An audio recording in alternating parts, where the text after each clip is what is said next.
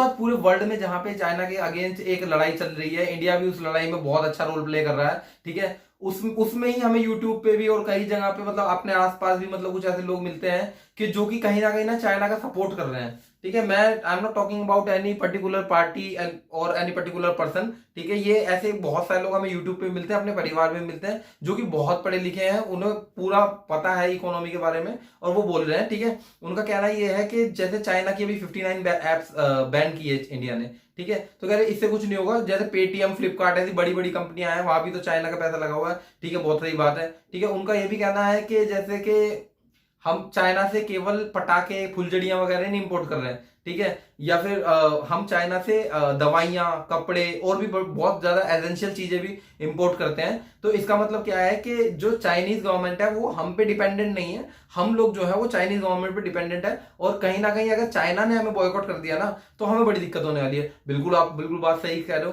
But एक बात मैं आपको बताऊं भाई, कि जो ये एक स्पार्क जगी है ना, ठीक है, इसे रहने दो स्पार्क। ठीक है, अब इसको ही सुलगने दो। मैं कहता हूं कि हमें चाइना पे हम बहुत ज्यादा डिपेंड करते हैं। ठीक है, चाइना हम पे इतना ज्यादा डिपेंड नहीं करता। ठीक है, बट हमें ना एक एक जो फेक भरोसा है ना दूसरे देशों पे, हमें उससे बाहर आने दीजिए। ठीक है, Indian people are everywhere, we have the smartest mind in entire world. ठीक है, हम लोग कुछ भी कर सकते हैं यार। हमें किस चीज की दिक्कत आएगी, दवाइयों की दिक्कत आएगी, तो हमारा जो इंडियन जो कल्चर है उसकी जो हमारी जो मेडिकेशन की जो पॉलिसीज है, हमारी जो दवाइयों की पद्धति है, वो सबसे बेस्ट है। ठीक है, अगर वो इलेक्ट्रॉनिक्स की बात है तो वो भाई वो अगर हम इंडिया के अंदर बना लेंगे। ठीक है, अब इस टाइम पे बहुत से बाहर से भी लोग आए हुए हैं जो वंदे भारत मिशन के थ्रू या फिर कैसे भी दूसरे देशों से आए हैं, तो उन लोगों को हम यूज करते हैं ना इंडिया के अंदर में, जो बाहर से बहुत सारी चीजें सीख के आए हैं। हो सकता है ना ऐसा।